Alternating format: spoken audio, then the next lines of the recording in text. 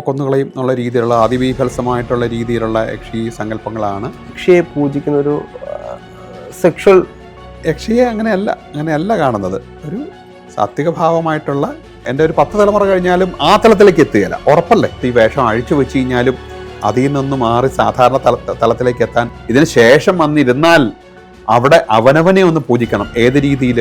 മന്ത്രങ്ങളെ കൊണ്ടുള്ള ഒരു പീഠം അവിടെ പൂജിച്ചേ പറ്റൂ. മന്ത്രങ്ങൾക്കാണ് പ്രാധാന്യം. പ്രാണോപാനുവ്യാനോദാനങ്ങളായിട്ടുള്ള അംശത്തെ ആ പ്രാണനെയാണ് കൊടുക്കുന്നത്. അല്ലാണ്ട് ഇതിനൊക്കെ ഇപ്പോൾ ഉത്തമ ഉദാഹരണം പറയുകയാണെങ്കിൽ കൊട്ടിയൂർ ക്ഷേത്രമില്ലേ, അവിടെ ചെന്ന് കഴിഞ്ഞാൽ ഇപ്പോഴും പണ്ടത്തെ ഏതാണ്ട് ഒരു കാലഘട്ടത്തിൽ അവിടെ യക്ഷിയെ പൂജിക്കുമ്പോൾ ഏത് വിധത്തിലാണ് പൂജിക്കുന്നത്? ഇപ്പോൾ നമ്മൾ പലപ്പോഴും കേട്ടിട്ടുണ്ട് യക്ഷിയെ പൂജിക്കുന്ന ഒരു സെക്ഷൽ ഇതിൽ, അല്ലെങ്കിൽ ആ രീതിയിലാണ് യക്ഷിയെ പലപ്പോഴും ആളുകൾ നരേറ്റ് ചെയ്തിട്ടുള്ളത്. അതിന് വേണ്ടിയിട്ടാണ് അങ്ങനെ. ഞാൻ കേട്ടിട്ടുള്ള നറേഷൻ കൂടുതലും കേട്ടിട്ടുള്ളത് ബീഭത്സതയൊക്കെയാണ്. ഒരു ഇപ്പോൾ കൊന്നുകളയും എന്നുള്ള രീതിയിലുള്ള അതിബീഭത്സമായിട്ടുള്ള രീതിയിലുള്ള യക്ഷി സങ്കല്പങ്ങളാണ് കഥകളിൽ കൂടെയൊക്കെ നമ്മൾ കേട്ടിട്ടുള്ളത്. ഈ അടുത്ത കാലത്ത് ഒരു നോവൽ ഞാൻ അതിനകത്ത് ആമുഖം എഴുതി. അതിനകത്ത് അവരുടെ ആ ഒരു എഴുത്തുകാരിയുടെ ഒരു ക്രിസ്ത്യൻ സമുദായത്തിൽപ്പെട്ട ഒരു കുട്ടിയാണ്. അവളുടെ നല്ല അനവധി പുസ്തകങ്ങളൊക്കെ എഴുതിയ ഒരു ക്രിസ്ത്യൻ സമുദായത്തിൽപ്പെട്ട ഒരു കുട്ടിയാണ്. അത് അവളുടെ ഭാഷാശൈലിയിൽ കൂടെ ആൾക്കാർക്ക് ഇഷ്ടപ്പെടുന്ന രീതിയിലുള്ള കഥകളും, അതായത് ഒരു ബ്രാഹ്മണ കുടുംബമൊന്നും ആ ബ്രാഹ്മണ കുടുംബത്തിലെ യക്ഷി അത് അവളുടെ ഒരു മനോമുഖത്തിലുണ്ടാക്കിയെടുത്തൊരു കഥ എന്നുള്ളൂ. അതിന് പ്രത്യേകിച്ചൊരു അടിസ്ഥാനമൊന്നുമില്ല. അവിടെ ഉപാസിക്കുന്നത് സാത്വിക ഭാവത്തിലാണ്. സാത്വിക ഭാവത്തിൽ മാത്രമുള്ള ഇതാണ്. മാതൃഭാവത്തിലാണോ പൂജിക്കുന്നത്? അമ്മ എന്നുള്ള ഭാവമല്ല, സാത്വിക ഭാവം. ഒരു സ്ത്രീ തന്നെ ഇപ്പോൾ പാർവതിയെ അമ്മ എന്നുള്ള രീതിയിൽ കാണാൻ പറ്റുമെന്ന് ചോദിച്ചാൽ ഒരുപാട് പേരുണ്ട്. കാണാൻ പറ്റും. അമ്മ ഭാര്യ അങ്ങനെയൊന്നും ഇല്ലാന്നേ ഇതിനകത്ത്. അല്ലെങ്കിൽ അങ്ങനെ ഒരു നമ്മുടെ മനുഷ്യൻ്റെതായിട്ടുള്ള ബന്ധങ്ങളല്ല അവിടെ. നമ്മൾ മാതൃഭാവത്തിൽ യക്ഷിയെ അങ്ങനെയല്ല കാണുന്നത്. ഒരു സാത്വിക ഭാവമായിട്ടുള്ള ഒരു ദൈവിക പരിവേഷം. ദൈവം എന്ന് പറയുമ്പോൾ അത്രയ്ക്കൊക്കെ നമ്മൾ വളർന്നോ? ഞാനും ദൈവവും ഒന്നാണ് എന്നുള്ള ആ തലത്തിലേക്ക് നമ്മളൊന്നും ഉയർന്നിട്ടില്ല. ഇതാണ് സത്യം എന്നുള്ള തിരിച്ചറിവ് നമ്മളായിട്ടുണ്ടെങ്കിലും ആ തലത്തിലേക്ക് ആയെങ്കിൽ പറഞ്ഞ ഈ പൂജയും പരിവട്ടമൊക്കെ നിർത്തരുതോ? എന്നിൽ തന്നെ ഈശ്വരനുണ്ട്, ഞാൻ തന്നെയാണ് ഈശ്വരൻ എന്നുള്ളൊരു തത്വത്തിലേക്ക്, ആ തലത്തിലേക്ക് നമ്മൾ എത്തിക്കഴിഞ്ഞാൽ പഴയ തലത്തിലേക്ക് പോവാം. മുമ്പേ ചോദിച്ച ചോദ്യത്തിലേക്ക് പോവാം. ഇങ്ങനെയുള്ള ആ ഒരു സംസ്കാരത്തിലേക്ക് പോവാം, യജ്ഞ സംസ്കാരത്തിലേക്ക് മാത്രം. അതായത് അന്നത്തെ ആ കാലഘട്ടത്തിലെ മഹർഷീശ്വരന്മാരൊക്കെ അവലംബിച്ചിരുന്ന ആ തലത്തിലേക്ക്. എത്രയോ ജന്മം കഴിഞ്ഞാലാണ് നമ്മൾ ആ തലത്തിലേക്കൊക്കെ എത്തുന്നത്. ആ തലത്തേക്ക് എത്തുമോ? എൻ്റെയൊന്നും എൻ്റെ ജീവിതം നടക്കുകയില്ല. എൻ്റെ ഒരു 10 തലമുറ കഴിഞ്ഞാലും ആ തലത്തിലേക്ക് എത്തുകയില്ല, ഉറപ്പല്ലേ. നമ്മളൊക്കെ വെറും സാധാരണ മനുഷ്യരാണ്. പിന്നെ ഈ പറഞ്ഞ പോലെ അസാധാരണത്വം നമ്മളുണ്ടാക്കുക. അങ്ങനെ ജീവിതത്തിൽ അത്തരത്തിലൊരു അസാധാരണത്വം ഉണ്ടായിട്ടുണ്ടോ ഗണപതിയുമായി ബന്ധപ്പെട്ട്?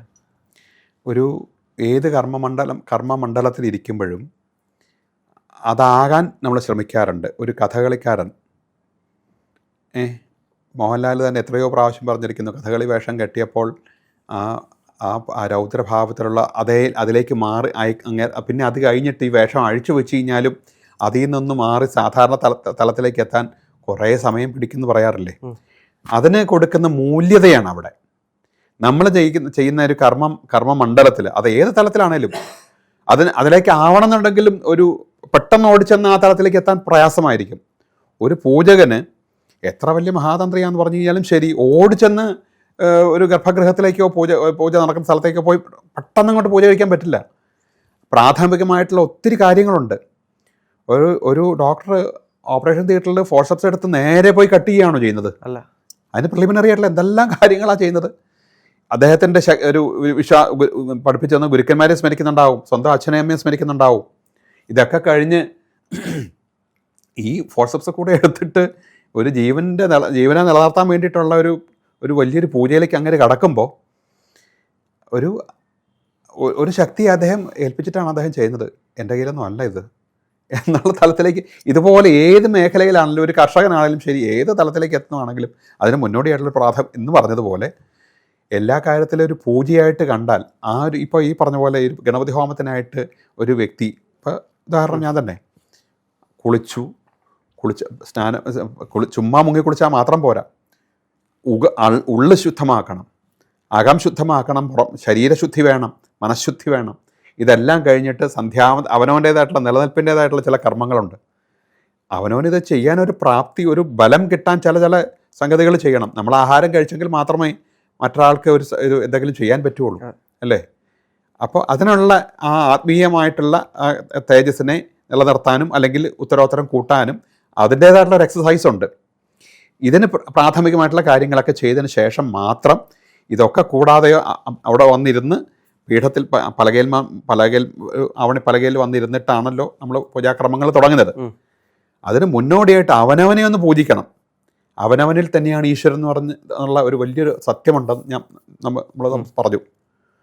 നാരായണഗുരു സ്വാമികൾ ഇന്നത്തെ കാലത്തിന് യോഗ്യമായിട്ടുള്ള എന്നിൽ തന്നെയാണ് ഈശ്വരൻ എന്ന് അദ്ദേഹം പറഞ്ഞു തന്നു. ശങ്കരാചാര്യ സ്വാമികൾ ആ കാലഘട്ടത്തിൽ ജീവിച്ചിരുന്ന ആൾക്കാർക്ക് മനസ്സിലാവുന്ന ഭാഷയിൽ പറഞ്ഞെങ്കിൽ, അങ്ങനെ എത്രയോ മഹാരഥന്മാരായിട്ടുള്ള ആൾക്കാർ നമുക്കത് പറഞ്ഞു തന്നു കഴിഞ്ഞു.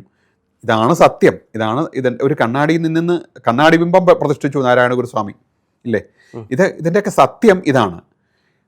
ഈ ശ്രീലകത്ത് മഹാക്ഷേത്രങ്ങളിലാണെങ്കിലും ചെറിയ ക്ഷേത്രങ്ങളിലാണെങ്കിലും ഒക്കെ തന്നെ ഈ പറഞ്ഞ പോലെ കർമ്മങ്ങളെല്ലാം മുങ്ങിക്കുളിച്ച് ശുദ്ധമായിട്ട് സന്ധ്യാവന്തനാദികൾ അർഘ്യാദികളെ കഴിഞ്ഞ് ജപാദികളെ കഴിഞ്ഞ് ഗായത്രി മന്ത്രങ്ങളൊക്കെ ജപിച്ച് അതിനൊരു ഉൾബലം വരുത്തി ഇതിന് ശേഷം വന്നിരുന്നാൽ അവിടെ അവനവനെ ഒന്ന് പൂജിക്കണം. ഏത് രീതിയിൽ? ജലാതി ജലാന്തമാണ് ഒരു പൂജാക്രമം. അതാണ് ജലാതി ജലാന്തം. ആചാര്യസ്വാമികളുടെ ആ ഒരു ശൈലി അതാണ്. ആ പ്രകാരം അവനവനെ സിംബോളിക്കായിട്ട് അവനവനെ ഒന്ന് പൂജിക്കണം. വലിയ വലിയ കലശപൂജകൾക്കൊക്കെ ഈ മണികൊട്ടി ധൂപദീപാദികളെ കാണിക്കുമ്പോൾ ധൂപം വയറിൻ്റെ ഭാഗത്തേക്കും ദീപം കണ്ണുകളിലേക്കുമാണ് കൊടുക്കാറ്. അപ്പോൾ ജലഗന്ധ പുഷ്പം, ജലം ഗന്ധം പുഷ്പം, ധൂപം ദീപം ജലം, ഇങ്ങനെയാണ് പൂജാക്രമം. ആ ക്രമം ചെയ്യുമ്പോൾ അതിനെ സിംബോളിക്കായിട്ട് നമ്മുടെ മൂലാധാര ക്ഷേത്രസ്ഥിതമായിരിക്കുന്ന ആ ദിവ്യ ചൈതന്യത്തെ തുടർത്തി ഈ പൂജ മുഴുവൻ അവിടെ ചെയ്യണം. വലിയ വലിയ കലശപൂജകൾക്കൊക്കെ ധൂപം ദീപമൊക്കെ കാണിക്കുന്നത് അങ്ങോട്ട് ആ ദേവനെ അല്ലെങ്കിൽ ആ ഉപാധിയിലേക്ക് കാണിക്കുന്നുണ്ടെങ്കിൽ ഇതുപോലെ തന്നെ ആദ്യം അവനവനെ പൂജിച്ച് അവനവനെ പ്രത്യേക ഒരു മണ്ഡലം ക്രിയേറ്റ് ചെയ്യണം. പഞ്ചപൂജ ചെയ്ത് അവനവന് ആ പൂജ ചെയ്തെങ്കിൽ മാത്രമേ ഇത് ചെയ്യാൻ ഇവൻ അധികാരിയാവുന്നുള്ളൂ. അല്ലാതെ ഓടിച്ചെന്ന് മറ്റേ ഓപ്പറേഷൻ തിയേറ്ററിൽ പോയിട്ട് ദേഹം എടുത്തു കഴിഞ്ഞാൽ അവിടെ ജീവൻ പൊലിയുന്നത് പോലെ ഇത് ഒരു ഓപ്പറേഷനാണ്, ഒരു സ്പിരിച്വൽ ഓപ്പറേഷനാണ് ഇത് തുടങ്ങിക്കഴിഞ്ഞതിന് ശേഷം മാത്രമാണ് പീഠപൂജാദികളിലേക്കും ഒക്കെ പോകുന്നത്. ആദ്യം ദേവനെ ഇരുത്താനുള്ളൊരു പീഠം നമ്മൾ പൂജിക്കും. അത് മന്ത്രങ്ങൾക്കാണ് പ്രാധാന്യം. ഒരു കയ്യും കാലും മറ്റു പുറമേ കാണാനുള്ള ഇതൊക്കെ ഉണ്ട്. എത്രയോ പത്മനാഭസ്വാമിക്ക് എത്രയോ കോടികളോളം വിലകളുള്ള അനവധി കോടിക്കണക്കിന് വില മതിക്കുന്ന പീഠാദികളൊക്കെ ഉണ്ടെങ്കിൽ ഒരു വരുമാനവും ഇല്ലാത്ത അമ്പലത്തിൽ ചിലപ്പോൾ ഒരു കരിങ്കൽ ഇത് പീഠമായിരിക്കാം. പക്ഷേ ഇവിടെയൊക്കെ മന്ത്രങ്ങളെ കൊണ്ടുള്ള ഒരു പീഠം അവിടെ പൂജിച്ചേ പറ്റൂ. മന്ത്രങ്ങൾക്കാണ് പ്രാധാന്യം. അങ്ങനെ പീഠം പൂജിച്ചു. അത് കഴിഞ്ഞാൽ പിന്നെ ഈ പടിയാരം കടന്ന് അവിടെ ചെല്ലുമ്പോൾ ശിവനെ കാണാം നമ്മൾ പറയുന്ന ഈ ചക്രങ്ങളിൽ കൂടി പൂജിതമായ മുമ്പേ പൂജിച്ചു വെച്ച ആ എല്ലാം അടങ്ങുന്ന ആ ദിവ്യ തേജസ്സിൽ നിന്നും ആ ചൈതന്യത്തിൽ നിന്നും ആ അഗ്നിയിൽ നിന്നും ഏത് ദേവനെയാണോ നമ്മൾ ഉപാസിക്കാൻ പോണത് ആ ദേവനെ അക്ഷതവും പൂവുമാകുന്ന ഉപാധിയെ കൊണ്ട് ആ ശക്തി ചൈതന്യത്തെ ആവാഹിച്ച് ഉച്ഛ്വാസവായുവിൽ കൂടി ആ ചൈതന്യത്തെ ഏത് ഉപാധിയിൽ, വിഗ്രഹോപാധിയാണെങ്കിൽ അങ്ങനെ, അഗ്നി ഉപാധിയാണെങ്കിൽ അങ്ങനെ, ഏത് ഉപാധിയിലേക്കാണെങ്കിലും ശരി ആ ചൈതന്യത്തെ അതിലേക്ക് കൊണ്ട് ഇരുത്തി മുമ്പത്തെ പീഠം പൂജിതമായിരിക്കുന്ന പീഠത്തിലേക്ക് കൊണ്ട് ഇരുത്തിയതിന് ശേഷം പിന്നെയാണ് കുളിക്കാനുള്ള വെള്ളം ഒരു മനുഷ്യന് വേണ്ടത്. അവിടെയാണ് ഞാൻ പറഞ്ഞത് ഒരു മനുഷ്യരൂപത്തിലേക്കാക്കിയതാണ് ഈ ചൈതന്യങ്ങളൊക്കെ തന്നെ. അതുകൊണ്ടൊക്കെ തന്നെ കുളിക്കാനുള്ള വെള്ളം കൊടുത്തു. ക്ഷേത്രങ്ങളിലാണെങ്കിൽ അവിടെ കലശമാടി ഒഴിക്കുന്ന സമയം അതാണ്, സ്നാനഘട്ടത്തിൽ കുളിക്കാനുള്ള വെള്ളം കൊടുത്തു. വസ്ത്രം, അംഗവസ്ത്രം തുടങ്ങിയിട്ടുള്ള നമ്മുടെ ഒരു മനുഷ്യന് വേണ്ടതുള്ള അംഗപ്രത്യംഗങ്ങൾ ഓരോന്നും തന്നെ മന്ത്രരൂപത്തിൽ കൊടുക്കുകയും കൊടുക്കാൻ പറ്റുന്ന നേരിൽ കാണാൻ പാകുന്ന സംഗതികളൊക്കെ നമ്മുടെ ആടയാഭരണങ്ങൾ ഇതൊന്നും ഇല്ലെങ്കിലും കുഴപ്പമൊന്നുമില്ല. ഒരു സങ്കല്പം നമ്മൾ കൊടുത്താൽ ധാരാളം മതി. ഇതൊന്നും ഈ പണ്ടെങ്ങോ ഒരു മന്ത്രി ചോദിച്ചു, ഒരു വലിയൊരു മോഷണം നടന്ന ഒരു ക്ഷേത്രത്തിൽ, എന്തിനാ ദേവൻ ഇത് ഇങ്ങനെ ഇത്രയും വിലപിടിപ്പുള്ള സംഗതി എന്തിനാ? ഒരു കണക്കിന് അദ്ദേഹം അർത്ഥത്തിലാണോ അദ്ദേഹം ചോദിച്ചേ ഇല്ല എന്ന് എനിക്കറിഞ്ഞൂടാ. പക്ഷേ ഇതൊന്നും ആവശ്യമില്ല. ആ ദേവനെ സംബന്ധിച്ചോളം ഇത് നമുക്ക് സാധാരണക്കാരായിട്ടുള്ള ഭക്തർക്ക് ഇതുപോലത്തെ അംഗങ്ങൾ ഓരോന്നും അലങ്കാരിക വലിയ വിലപിടിപ്പുള്ള കിരീടാദികളും കവചകുണ്ടലാദികളും ഒക്കെ കണ്ട് നമ്മുടെ നമ്മൾ നിത്യവും കണ്ടുവരുന്ന ആ ദേവതയ്ക്ക്, നമ്മുടെ അയ്യപ്പന്, നമ്മുടെ ഭഗവതിക്ക്, നമ്മുടെ ഇന്നയാൾക്ക്, നമ്മുടെ ഗുരുവായൂരപ്പന് ഇതൊക്കെ കണ്ടെങ്കിൽ മാത്രമേ സാധാരണക്കാരായിട്ടുള്ള നമുക്ക് മനസ്സിനൊരു സംതൃപ്തി തോന്നുള്ളൂ. ശരിക്കും അവിടെ നടക്കുന്നത് എന്താ? ഈ ആടയാഭരണങ്ങളും അലങ്കാരാദികളും ഒക്കെ മന്ത്രരൂപത്തിൽ അവിടെ കൊടുക്കും. ഇനി ഇതൊക്കെ ഉണ്ടെന്ന് പറഞ്ഞാൽ ഇത് കൊടുത്തേ പറ്റൂ. അർഘ്യം കൊടുക്കുമ്പോൾ ഇതെല്ലാം അർഘ്യാദികളിൽ കൂടി മന്ത്രരൂപേണ ആ ആഭരണങ്ങളൊക്കെ തന്നെ, ആ അലങ്കാരാദികൾ അല്ലെങ്കിൽ ആടയാഭരണാദികൾ ഇതൊക്കെ തന്നെ കൊടുത്ത് പൂർത്തിയാക്കിയതിന് ശേഷമാണ് നിവേദ്യ ഭാഗത്തിലേക്ക് പോകുന്നത്. ഇനി നിവേദ്യം തന്നെ ഇത്രയും പൊക്കം കുറഞ്ഞ ഈ വിഗ്രഹത്തിലേക്ക് ഈ കണക്കിന് വട്ടളക്കണക്കിന് പായസം കൊള്ളുമോ എന്നൊക്കെ ചോദ്യം ഇതുവരെ ആരും ചോദിച്ചു ഞാൻ കേട്ടിട്ടില്ല. പക്ഷേ ആ ദേവന് സ്വീകരിക്കാവുന്ന അംശത്തെയാണ് നമ്മളവിടെ കൊടുക്കുന്നത്. പ്രാണോപാനുവ്യാനോദാനങ്ങളായിട്ടുള്ള അംശത്തെ, ആ പ്രാണനെയാണ് കൊടുക്കുന്നത്. അല്ലാണ്ട് ഈ പിന്നെ പൈപ്പ് വെച്ച് ടിച്ച് കയറ്റുമൊന്നും അല്ലല്ലോ. ആ ഒരു പായസത്തിൽ അല്ലെങ്കിൽ ആ ഒരു നിവേദ്യത്തിൽ ഇരിക്കുന്ന ആ ദേവന് സ്വീകരിക്കാവുന്ന പ്രാണന്റെ അംശത്രയാണ് ആ മന്ത്രരൂപത്തിൽ ജിഹ്വയിലേക്ക് കൊടുക്കുന്നത്. മജ്ജയുടെയും നഖത്തിൻ്റെ ഇടയ്ക്കൂടെയുള്ള പ്രസരണങ്ങളിൽ കൂടി പ്രാണായ സ്വാഹ എന്ന് ആ ജിഹ്വയിലേക്ക് ഇങ്ങോട്ട് കൊടുക്കുമ്പോഴാണ് ഇത് നിവേദ്യത്തിൻ്റെ ആദ്യത്തെ ഘട്ടമാവുന്നുള്ളൂ. ഇത് നമ്മുടെ ശരീരത്തെ തന്നെ സങ്കല്പിച്ചുകൊണ്ടല്ലേ? കാരണം പഞ്ചപ്രാണനുകൾ നമ്മുടെ ശരീരത്തിൽ തന്നെ ഇല്ലേ? അപ്പൊ ആ പ്രാണനെ തന്നെയാണോ ദേവതയ്ക്ക് കൊടുക്കുന്നത്? അതായല്ലോ അതല്ലേ പറഞ്ഞില്ല, ആ ധ്യാനാധിവാസത്തിൽ നമ്മുടെ ഓരോ നമ്മുടേതായിട്ട് മനുഷ്യൻ ആ വ്യക്തിയുടെ ആ വ്യക്തി അപ്പം ജീവിച്ചിരിക്കുന്നത് അദ്ദേഹമാണ്, ആ ചെയ്യുന്നത് അദ്ദേഹമാണെങ്കിലും ഒരു പാരമ്പര്യത്തിൻ്റെ ശക്തി, അതായത് കാലാകാലങ്ങളായിട്ട് നേടിയെടുത്ത ആ ഒരു ചൈതന്യത്തെ ആചാര്യ സങ്കല്പത്തിലേക്ക് അന്നത്തെ ആചാര്യൻ, ഇയാളുടെ കാലം കഴിഞ്ഞാൽ നേരങ്ങ് മാറുകയാണ്, അടുത്ത ആളെ ഏൽപ്പിച്ച് പോവുക. അവിടെ അതുണ്ട്, അതെന്നും ഉണ്ട്, അതിലേക്ക് മറ്റൊരാൾ കൊടുക്കുന്നു. അതെ, അതിനെയാണ് അതിൽ നിന്നുമാണ് ഈ ചൈതന്യം ഇപ്പം ശിവനെയാണ് പ്രതിഷ്ഠിക്കുന്നതെങ്കിൽ ആ ശൈവ ചൈതന്യത്തെ തങ്കിൽ നിന്നുമാണ് അങ്ങോട്ട് കൊടുക്കുന്നത്. അപ്പോഴാണ് തന്ത്രി. അല്ലാണ്ടൊരു ഞാനാ ചെയ്യുന്നെങ്കിൽ, എൻ്റെ പേര് ജയസൂര്യൻ ഭട്ടതിരിപ്പാട്, ഞാനാണ് പ്രതിഷ്ഠ നടത്തുന്നതെങ്കിൽ അല്ലെങ്കിൽ ഈ കർമ്മം നടക്കുന്നതെങ്കിൽ ജയസൂര്യൻ്റെ ശക്തിയല്ല കൊടുക്കുന്നത്. എൻ്റെ കാലാകാലങ്ങളായിട്ടുള്ള എൻ്റെ മൺമറഞ്ഞ ആ വലിയ തപോധന്മാരായിട്ടുള്ള ആൾക്കാർ നേടിയെടുത്ത ആ കാലാകാലങ്ങളായിട്ട് അവരിങ്ങനെ നേടിയെടുത്ത സംഗതികളെ എന്നിൽ സന്നിവേശിച്ചിരിക്കുന്നതുമായിട്ടുള്ള ശക്തി ചൈതന്യത്തിൽ നിന്നുമാണ് ഞാനതങ്ങോട്ട് പരാഗണം നടത്തിയത്. എൻ്റെ കാലം കഴിഞ്ഞാൽ അടുത്ത ആൾ, എൻ്റെ കാലശേഷമുള്ള അടുത്ത ആൾ ഇവിടെ വരണം. ഇത് എത്രയോ കാലങ്ങളായി ഇത് നടക്കുന്നു. അപ്പോൾ ഇതാണ് ഇതിൻ്റെ പൂജാക്രമം. ഇതാണ് ഈ പറഞ്ഞ പോലെ ഇതെല്ലാം കൊടുത്തതിന് ശേഷം അപ്പോഴും നമ്മളൊരു ദാഹജലം കുടിക്കുന്നത് പോലെ അമൃതമയമായിരിക്കുന്ന പാനീയത്തെ കൊണ്ട് ദാഹജലം കൊടുക്കുന്നുണ്ട്. ഇതൊക്കെ മനുഷ്യന് വേണ്ടതാ. അല്ലെങ്കിൽ ഈ പറഞ്ഞ അദൃശ്യമായിട്ടുള്ള ഈ പറഞ്ഞ ശക്തിക്ക് ഇതൊന്നും ആവശ്യമില്ലാത്തതാണ്. പക്ഷേ ഈ ദൃശ്യമായിട്ടുള്ള ഗോചരമായിട്ടുള്ള രീതിയിലേക്ക് നമ്മൾ ആക്കിയെടുത്തതാണ് ഈ സംഭവം. അപ്പോൾ ഇതൊക്കെ വേണം. കൊടുത്തു, നിവേദ്യം പൂർത്തിയാക്കിയാൽ കൈയും കാലും നമ്മൾ കഴുകുകയല്ലേ. ആഹാരത്തിന് ശേഷം പല്ലും വായും ഒക്കെ കഴുകും, വൃത്തിയാക്കും. ഈ ശോധനക്രിയകൾ മന്ത്രരൂപത്തിൽ അവിടെയുണ്ട്. ദന്തശോധനമിതം, ഹസ്തശോധനമിതം തുടങ്ങിയിട്ടുള്ള മന്ത്രങ്ങളെ കൊണ്ട് ഈ ദേവൻ്റെ ശുചിയാക്കുന്ന ഒരു സമ്പ്രദായം കൂടി അവിടെയുണ്ട്. ഇതിന് ശേഷം അതുവരെയുള്ളത് മൂർത്തി പൂജയായിട്ട് നമുക്ക് പറയാൻ പറ്റും. മൂന്നാമത്തെ ഘട്ടമാകുന്ന പ്രസന്ന പൂജയിലേക്ക് പോകുന്നു. ഇതിനൊക്കെ ഒരു ക്രമം, പൂജാക്രമം ഒക്കെ ഉണ്ടാക്കിയിരിക്കുന്നത് ശങ്കരാചാര്യ സ്വാമികളാണ് കേട്ടോ. എനിക്കൊന്നും ആ സമയത്ത് തന്നെ പുറത്ത് വാദ്യങ്ങളും അത്തരത്തിലുള്ള കാര്യങ്ങളും എല്ലാം അതിൽ തന്നെ കൊടുക്കുന്നുണ്ട്. ഇതെല്ലാം ഒരു ഹൈന്ദവരുടെ അല്ലെങ്കിൽ നമ്മുടെ സംസ്കാരത്തിൻ്റെ, ഹൈന്ദവർ എന്ന് പറഞ്ഞാൽ ഒരു ജാതിയല്ല പറയുന്നത്, ഈ ഒരു ആർഷഭാരത സംസ്കാരം എന്നാണ് നമ്മളതിനെയൊക്കെ ഒറ്റ പേരിൽ നമുക്ക് വ്യവഹരിക്കാൻ പാടുള്ളൂ. അതിൽ എല്ലാവരിലും ഉണ്ട് ഈശ്വര ചൈതന്യം. ഇതെല്ലാം കൂടി സമ്മേളിക്കുമ്പോഴാണ് അത് പൂർണ്ണത വരുന്നത്. ഒരു ക്രിസ്തീയ രീതിയിലാണെങ്കിൽ, അവിടുത്തെ ഒരു ദേവാലയത്തിലാണെങ്കിൽ അദ്ദേഹം ഡയസിൽ അദ്ദേഹം പറഞ്ഞു കൊടുക്കുന്നത് ഏറ്റുചൊല്ലുക, ആമേൻ എന്നുള്ള ഇതിലുകൊണ്ട് അങ്ങോട്ട് തീരുകയാണ്. ഇവിടെ അതല്ല, നമ്മളൊക്കെ തുല്യ പങ്കാളികളാണ്. ഒരു ക്ഷേത്രത്തിലെ തന്ത്രി മാത്രമല്ല, മേശാന്തി മാത്രമല്ല, അല്ലെങ്കിൽ സഹകർമ്മിമാർ മാത്രമല്ല, ഇതുമായിട്ട് ബന്ധപ്പെട്ട് നിൽക്കുന്ന അനവധി ആൾക്കാരുണ്ട്. ഈ പറഞ്ഞ പോലെ സോപാന സംഗീതജ്ഞൻ, അദ്ദേഹത്തിൻ്റെ ഡ്യൂട്ടി എന്താ? ഈ മൂന്നാമത്തെ ഘട്ടമാകുന്ന പ്രസന്ന പൂജാഘട്ടത്തിൽ നടയടച്ച് അകത്ത് കയറി നൃത്തം, ഗീതം, വാദ്യം, താമ്പൂലം തുടങ്ങിയിട്ടുള്ള മന്ത്രരൂപത്തിൽ കർമ്മി അവിടെ കൊടുക്കുമ്പോൾ ഇവിടെ ഇയാളെന്ത് ചെയ്യും? ഈ സോപാന സംഗീതജ്ഞൻ എന്ത് ചെയ്യും? നമ്മളെപ്പോലത്തെ സാധാരണക്കാരായിട്ടുള്ള ഭക്തർ സോപാനത്തെങ്കിൽ നിന്നുകൊണ്ട് ഭക്തിമയമായിട്ട് നിഷ്കളങ്ക ഭക്തിയോടുകൂടി ചൊല്ലുമ്പോൾ നിന്ന് പ്രാർത്ഥിക്കുന്ന സമയത്ത് അടഞ്ഞിരിക്കുന്ന ആ അകത്തിരിക്കുന്ന ദേവതാ സങ്കല്പത്തിൻ്റെ ഓരോ അംഗപ്രത്യംഗങ്ങളും ഭാവങ്ങളും മുഖത്തെ എക്സ്പ്രഷൻ വരെ ഗീതരൂപത്തിൽ നമ്മളിലേക്ക് ഉറപ്പിക്കുകയാണ് ചെയ്യുന്നത്. ഇന്ന രീതിയിൽ, ഇന്ന ഭാവത്തിൽ, ഇന്ന കവചകുണ്ടലാദികളോടുകൂടി, ഇന്ന അലങ്കാരത്തോടുകൂടി, ഇന്ന കളറോടുകൂടി, ഇന്ന ഭാവത്തോടുകൂടി ഇരിക്കുന്ന ആ ദേവിയെ സ്തുതിക്കൂ, അത് ഞങ്ങളെ രക്ഷിക്കണേ എന്നുള്ളതാണ് ഇയാൾ പ്രാർത്ഥിക്കുന്നതെങ്കിൽ ഇയാളുടെ ശ്രദ്ധ ഈ ഭക്തൻ്റെ ശ്രദ്ധ പാട്ടിലേക്കല്ല പോണത്. ആ സമയത്ത് നമുക്ക് കുറച്ചുകൂടെയും വേരാമണ്ണം പ്രാർത്ഥിക്കുന്ന ഭക്തൻ്റെ കാര്യമായി പറയുന്നത്. ആ ഭക്തൻ്റെ ഉള്ളിൽ ഒരു ഭാവം ഉണ്ടാകത്തിരിക്കുന്നത്, അയ്യോ അങ്ങനെയും കൂടി ഇരിക്കുകയാണോ ആ ദേവൻ എന്ന് നമ്മളെ അതിലേക്ക് ആകർഷിക്കാനോ അല്ലെങ്കിൽ അതിലേക്ക് അടുപ്പിക്കാനോ പറ്റുന്നതാണ് ഈ ഒരു സങ്കല്പം.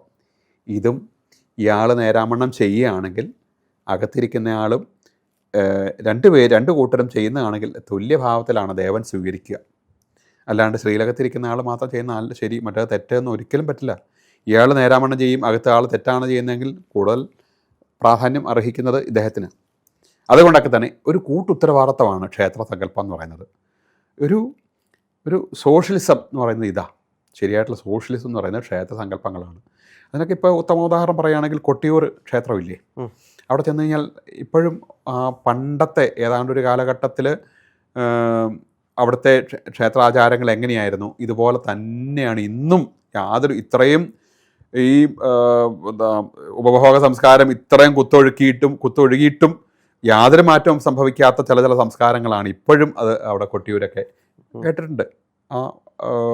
ക്ഷേത്രം പ്രത്യേകിച്ചൊരു ക്ഷേത്രമില്ല, ആ ഒരു അവസ്ഥയിലേക്ക് മാത്രം ഉണ്ടാക്കുന്ന മണിമണ്ഡപവും ഉച്ചപൂജ എന്ന് നമ്മൾ സാധാരണ രീതിയിൽ മധ്യാഹ്നത്തിലെ ഉച്ചപൂജ എന്ന് പറയുന്ന സംഗതി, അവിടുത്തെ ഉച്ചപൂജ ഒരു പക്ഷേ രാത്രി 12 മണിക്കായിരിക്കും കഴിയുന്നത്.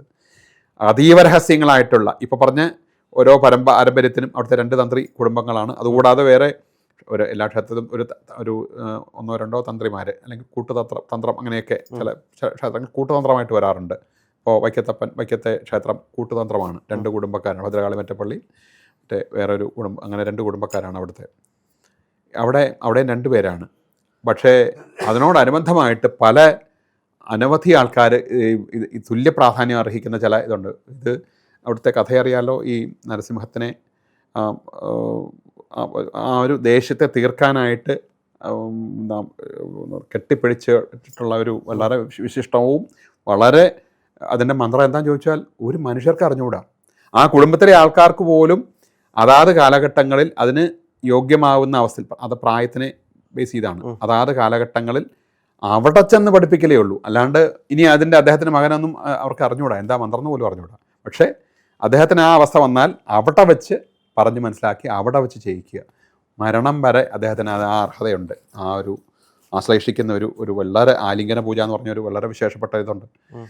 അവിടെ നിവേദ്യം എടുക്കുന്ന സമയത്ത് നേദ്യം എന്ന് പറഞ്ഞുകൊണ്ടാണ് സാധാരണ അമ്പലങ്ങളിൽ ശംഖൂതി ഒക്കെ അല്ലേ. ഇവിടെ ശംഖൂതൊന്നുമല്ല, കൂവുക ചെയ്യുന്നത്. അവിടുത്തെ ആ വനത്തിലുണ്ടായിരുന്ന സമയത്തെ ആ ഒരു ആചാരക്രമത്തിന് യാതൊരു വ്യത്യാസവും അവിടെ വന്നിട്ടില്ല ഇന്നും. അതുപോലെ വിളക്കൻ, ഓതൻ, ഓരോ പേര് നമുക്കൊക്കെ കേട്ടുകേൾവി പോലും ഇല്ലാത്ത ഓരോ പേരുകളാണ്. ഇന്നവരുണ്ടെങ്കിൽ ഇന്നത് നടക്കൂ. അപ്പോൾ ഇതിൻ്റെ അർത്ഥം എന്താ? ഇവർക്കൊക്കെ ഒരാളത് ചെയ്തില്ലെങ്കിൽ അതവിടെ നിന്നു പോകും. അപ്പോൾ ഇതൊരു ഉത്തരവാദിത്വമാണ് ക്ഷേത്ര സങ്കല്പങ്ങൾ എല്ലായിടത്തും തന്നെ. പൂക്കളൊരുക്കിയെങ്കിലേ അകത്ത് പൂജിക്കാൻ പറ്റുള്ളൂ. അതിന് ഇന്നയാളെ കൊണ്ട് തന്നെ വേണം. ചില ക്ഷേത്രങ്ങളിൽ ഇന്ന കുടുംബക്കാർ തന്നെ വേണമെന്നുണ്ട്. കുമാരനെല്ലൂർ ഇന്ന കുടുംബക്കാരെ ആ പൂക്കൾ കൊടുക്കാവൂ. തന്ത്രിയാന്ന് പറഞ്ഞുകൊണ്ട് തന്ത്രിക്ക് നേരെ പോകും കൊണ്ട് അകത്തേക്ക് കയറാനൊന്നും യാതൊരു അധികാരവും ഇല്ല. അത് അവിടെ കൊണ്ട് വയ്ക്കാൻ അങ്ങനെ ഒരു ഉത്തരവാദിത്വമാണ് ക്ഷേത്ര സങ്കല്പങ്ങളൊക്കെ തന്നെ. അതെല്ലാം കൂടി കൂട്ടിയാണെങ്കിൽ മാത്രമേ ആ പൂജയായിട്ട് മാറുകയുള്ളൂ. മുമ്പ് പറഞ്ഞ സോപാന സംഗീതജ്ഞൻ്റെ പ്രാധാന്യം, അവരുടെ ഓരോ റോളുകൾ, അത് കൃത്യമായിട്ട് ചെയ്താൽ അയാൾ ചെയ്യുന്നതാണ് ഏറ്റവും വലിയ പൂജ. മണികൊട്ടി ചെയ്യുന്ന, ശ്രീലകത്ത് ചെയ്യുന്ന പൂജയേക്കാൾ ഗംഭീരമാക്കാൻ പറ്റും ഒരു പക്ഷേങ്കിൽ ഇയാളത് നീതിയുക്തമായിട്ട് ചെയ്യുകയാണെങ്കിൽ. ഇതാണ് അതിൻ്റെ സത്യം. എന്താണെങ്കിലും ഒരുപാട് സന്തോഷമുണ്ട്. നമുക്ക് ഇനിയും അടുത്ത എപ്പിസോഡുമായിട്ട് വീണ്ടും ഇരിക്കാം. ഒരുപാട് നന്ദി.